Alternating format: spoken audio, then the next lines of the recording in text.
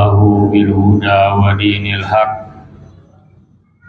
liyuzhirahu 'alad dini kullih wa kafa billahi syahida. Asyhadu an la ilaha illallah wahdahu la syarika lah wa asyhadu anna Muhammadan abduhu wa rasuluhu allazi la nabiyya ba'dah.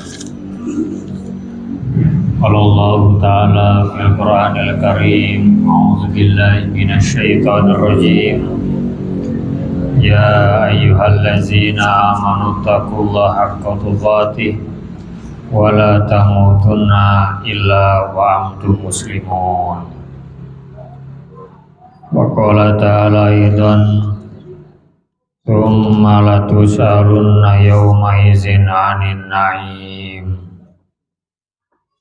Hadirin jamaah salat maghrib yang dimuliakan Allah, alhamdulillah pada malam hari ini kita masih diberikan kemudahan oleh Allah Subhanahu wa Ta'ala untuk bisa kembali mentadaburi ayat-ayat Allah Subhanahu wa Ta'ala.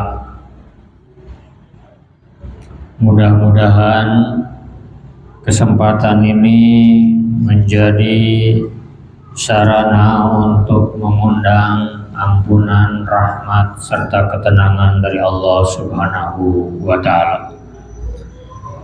Tidak lupa salawat dan salam mudah-mudahan tetap tercurahkan kepada junjungan kita Nabi Muhammad Sallallahu Alaihi Wasallam beserta keluarga beliau, para sahabat ridwanullahi alaihi, para tabi'in, tabi'ut tabi'in sampai kepada umatnya.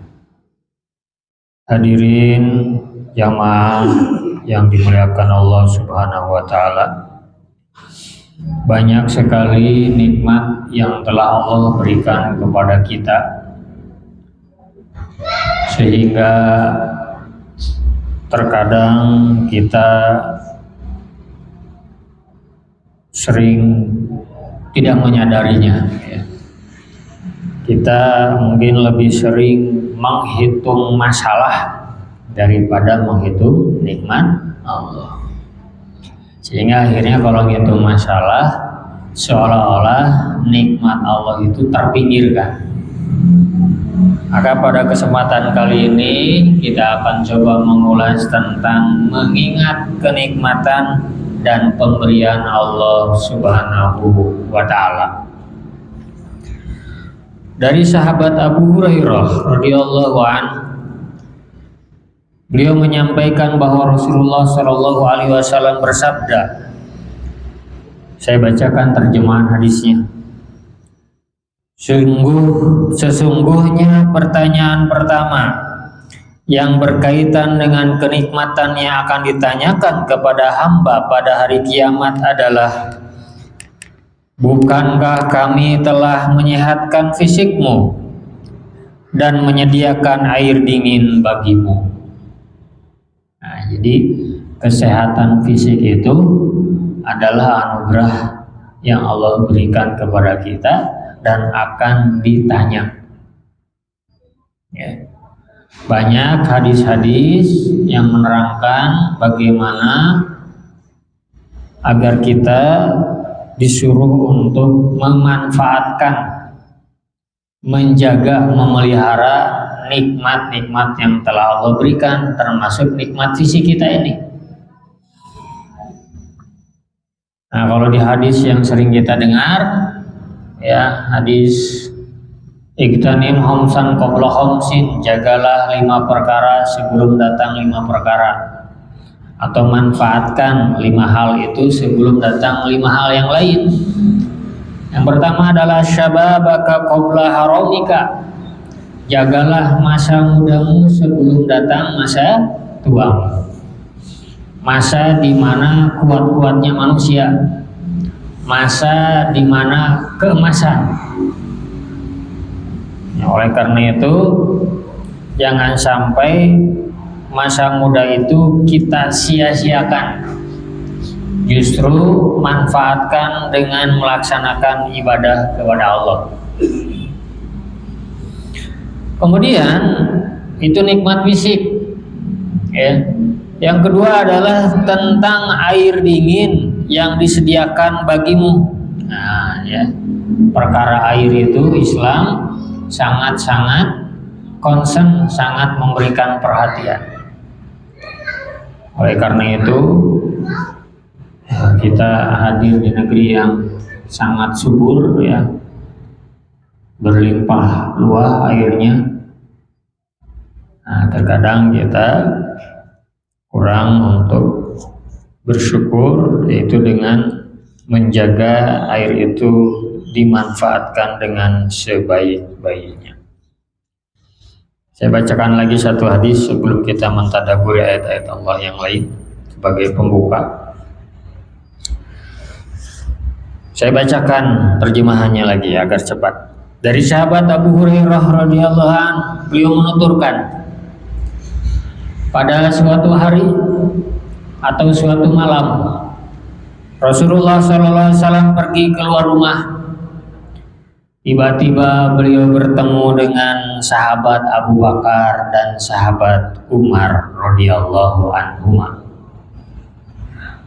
Lalu kemudian beliau bertanya, jadi pasang rok gitu, penak bertemu.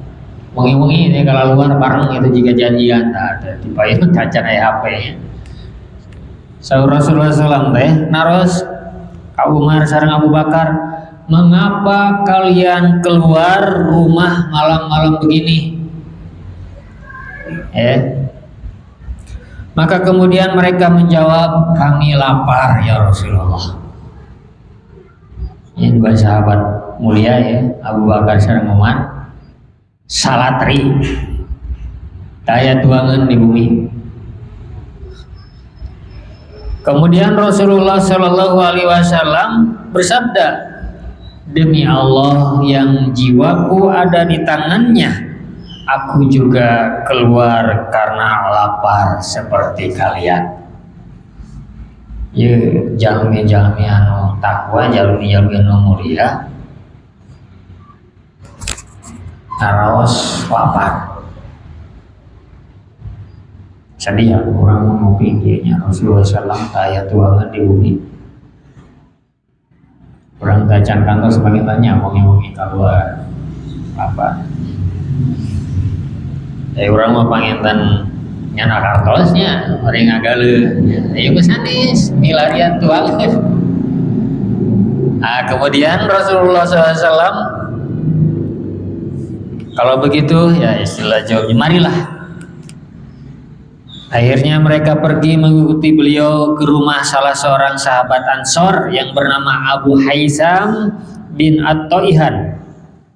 Namun sayang, dia sedang tidak ada di rumah. Akan tetapi tatkala istrinya melihat Rasulullah SAW datang, dia mengucapkan marhaban wa ahlan, selamat datang. Ini adab, ini adab. Di menurang kasumpengan wargi urang teh tong ditaros aya nawan heula. Tapi dipersilahkan. Mangga wilujeng calik babar. Ini adabnya. Kemudian Rasulullah bertanya, kemana si fulan? Nah, maksudnya kemana suami engkau, Abu Haisam ini? Maka istrinya menjawab, dia sedang mengambil air tawar untuk kami. Ya, juga cai di sumur gitu mah. Tiba-tiba suaminya datang dan melihat Rasulullah SAW beserta dua sahabat beliau. Lalu dia berkata, alhamdulillah. Orang sanes astagfirullah. Akan sumpingan tamu, mau nyandak dia, maaf, jengkeun sumbangan.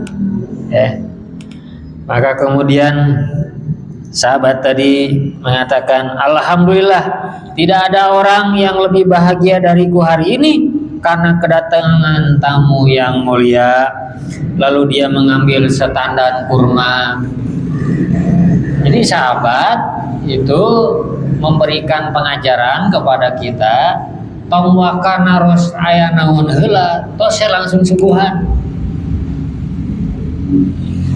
Ya, suguhan aya gitu. Setandan kurma, sasikat pisang mun di urang mah nya. Di antaranya ada yang masih muda, yang mulai masak, dan yang sudah masak betul. Katanya silakan dilihat, dituang. Kemudian dia sambil mengambil pisau. Nabi SAW bersabda, seperti terangnya nyanak pisau teh bade naon Pak? Bade mencit. Maka kata Rasulullah SAW bersabda, jangan disembelih yang lagi mempunyai susu. Maka dipotongnya lah seekor kambing. Di orang sok itu utara, mereka sempingan tamu. Kapangkara nyanak ayam, nyanak gaduh ayam gitu.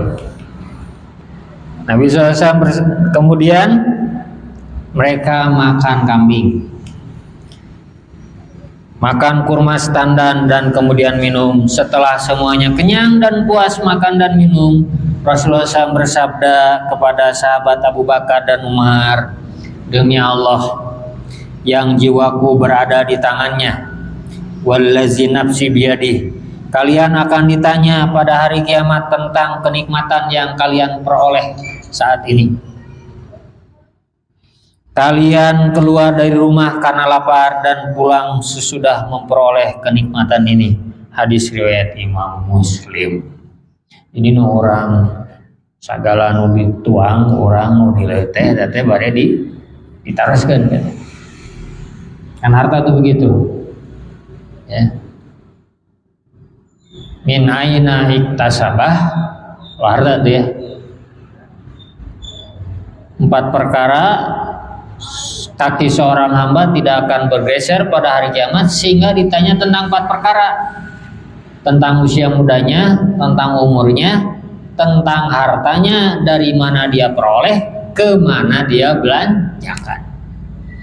Ayo Rasul ninga, dah sahabat dia pasti sahabat soleh, pasti milarina dengan cara halal, baik.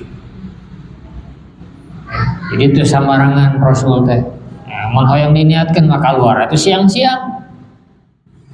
Tapi Rasulullah SAW ingin menjaga jangan sampai umatnya terganggu dengan keadaan Rasul dan sahabat. Ini hikmahnya ini. Nah hadirin iwatul iman yang dimuliakan Allah. Oleh karena itu di dalam Al-Quran banyak sekali Allah mengingatkan tentang nikmat-nikmat yang telah diberikan kepada umat-umat sebelum kita. Ya.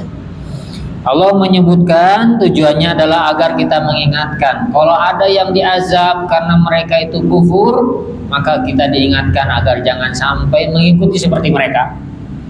Tazkirah, peringatan. Kalau ada umat sebelum Rasulullah SAW, sebelum kita itu mereka adalah orang yang bersyukur, yang taat kepada Allah, nah itu menjadi contoh teladan. Maka mengingat berbagai kenikmatan dan pemberian Allah kepada hambanya, baik karunia pada kehidupan agama maupun karunia pada kehidupan dunia, berupa kesempurnaan fisik, kepemilikan harta, ya, bumi, tempat tinggal, itu adalah semua kenikmatan yang telah Allah berikan. Maka itu termasuk jembatan atau sarana yang penting di dalam memperbaiki dan menyucikan hati. Oleh karena itu Allah Subhanahu wa taala mengingatkan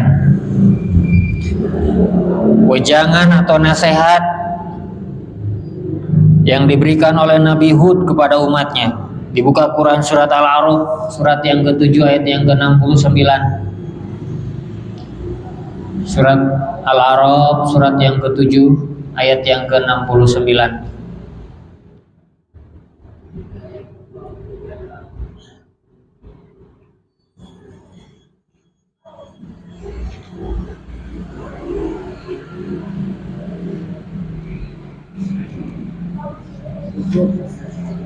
Harus benar. A'udzu billahi minasy syaithanir rajim. A'udzu billahi minasy syaithanir rajim. Awa'ajibtum an ja'akum dzikrun min rabbikum 'ala rajulin minkum ربكم لينذركم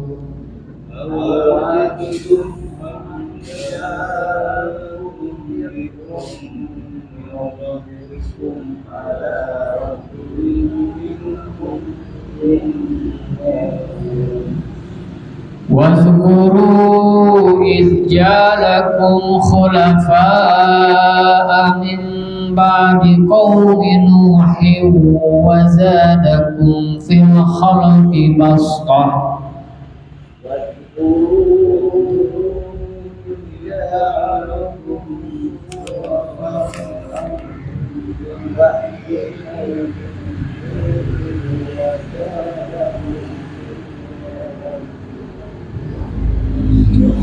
فاذكروا آلاء الله لعلكم تفلحون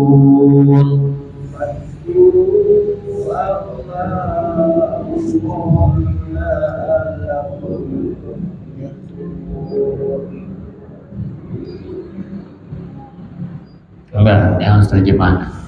Dan herankan kamu bahwa ada peringatan yang datang dari Tuhan melalui seorang laki-laki dari kalangannya sendiri untuk memberi peringatan kepadamu. Ingatlah ketika Dia menjadikan kamu sebagai khalifah setelah kaummu, dan Dia memberi kamu dalam kekuatan tubuh dan perawakannya. Maka ingatlah kami Allah yang kamu beruntung. Sadaqallahu azim. Enten ayat ieu ngimutkeun ka urang sadayana kaum setelah Nabi Nuh yaitu kaum Ad diutus kepada mereka Nabi Hud alaihi salam. Mereka diberikan nikmat oleh Allah dengan perawakan yang besar, gagah. Namun ternyata mereka mengkufuri, mengingkarinya. Maka sahur Nabi Hud alaihissalam, maka ingatlah kenikmatan-kenikmatan Allah supaya kamu mendapat keberuntungan. Oleh karena itu, kenikmatan itu agar kita bisa mudah mensyukurinya, maka selalu lihatlah kepada yang ada di bawah kita kondisinya. Supaya seorang teh untuk ngaremehkeun nikmat yang Allah berikan kepada kita. Ya. Aya seueur bagi urang anu gaduh panyawat, ya, panyawat nanti repot pisan. Kedamangan we. Nah, orang emotuh, ya Allah, orang dipasihan kesehatan, biasa kene sholat ke masjid, biasa kene sholat berjamaah, biasa kene tuang nanaon, karena nu gaduh panyawat gulanya,